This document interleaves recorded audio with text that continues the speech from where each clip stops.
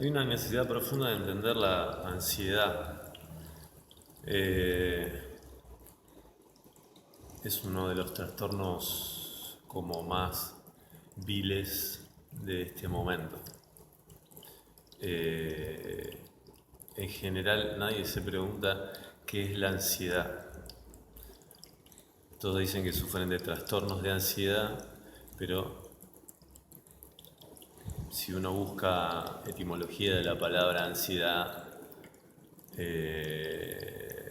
no existe. Siempre es un derivado de algo, como si fuese, por ejemplo, eh, un intenso estrés que provoca ansiedad o demasiadas horas de trabajo que provocan ansiedad. Pero en sí mismo, ¿qué es la ansiedad?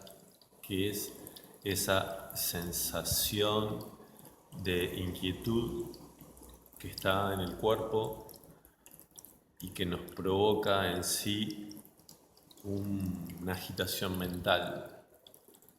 Porque la palabra en sí misma, la ansiedad en sí misma como síntoma, no es nada. El tema es que provoca en la mente un disparo que nos agita. Entonces, nadie puede decirnos de qué se trata la ansiedad. Hay términos como, por ejemplo, tengo los nervios de punta, o me pones los nervios de punta, como decían las abuelas. Eh, la ansiedad no es ningún tipo de trastorno en particular, sino simplemente es un nivel de energía que está sobrepasando los límites normales del cuerpo y que no se pueden canalizar. Entonces, esa no canalización de ese desborde de energía empieza a producir distintos síntomas en el cuerpo y una importante agitación en la mente, una importante agitación en la mente. Esa agitación en la mente obviamente altera la química del cerebro y esa alteración de la química del cerebro relacionada con los pensamientos. Cuando hablamos de la mente hablamos de los pensamientos, provoca todo tipo de desórdenes, porque el cerebro regula un montón de cosas en el organismo. Entonces, lo importante es que uno tiene que preguntarse siempre, porque es la pregunta lo que nos mueve a descubrir algo nuevo. ¿Qué es realmente la ansiedad? ¿Qué es eso que sentimos? Entonces, bueno, acá viene esta nueva etapa, en esta nueva generación, eh, donde existen los ansiolíticos, eh, que viene de alguna manera a recortar esas sinapsis entre las neuronas, que son pulsos de energía que generan en el cuerpo ese estado de inquietud. Es como si recortaran cierta energía que está pasando de algún lugar al cuerpo y entonces se dejan de sentir en el cuerpo y entonces en la mente se produce una calma, como una tranquilidad. Pero en realidad lo que está sucediendo es que lo único que pasa es que hay una represión a partir de un químico de esas energías, que son energías vitales. Eh, ¿Cómo aborda la meditación el tema de la ansiedad? Como la meditación es un proceso de atención, un proceso de comprensión a través de la atención, del ver, del autoverse. Cuando uno empieza a mirar las sensaciones corporales, empieza a descubrir de qué se trata esa sensación. Digamos, esto no tiene que terminar siendo una teoría para el otro, simplemente uno tiene que explorarlo en uno mismo. Uno necesita poner en movimiento ese síntoma que llama ansiedad, que se le dio un nombre, para liberarlo de esa cápsula que es el cuerpo, ponerla en movimiento y que la mente de alguna manera se tranquilice, porque esa energía ya no está más. Cuando uno practica las etapas de la vipassana, que es verse a sí mismo, uno de los pasos es la Vedana Sati, es el trabajo sobre observar las sensaciones que hay en el cuerpo, porque las sensaciones corporales no son más ni menos que energía. Si yo me golpeo un dedo con un martillo, la transmisión que tengo de dolor es simplemente impulsos eléctricos. Entonces esa ansiedad no es más ni menos que energía que está buscando una liberación. Y como estamos siempre en un continuo proceso de diálogo interno, en un continuo proceso de pensamiento, lo único que hacemos es aumentar ese nivel de energía interna.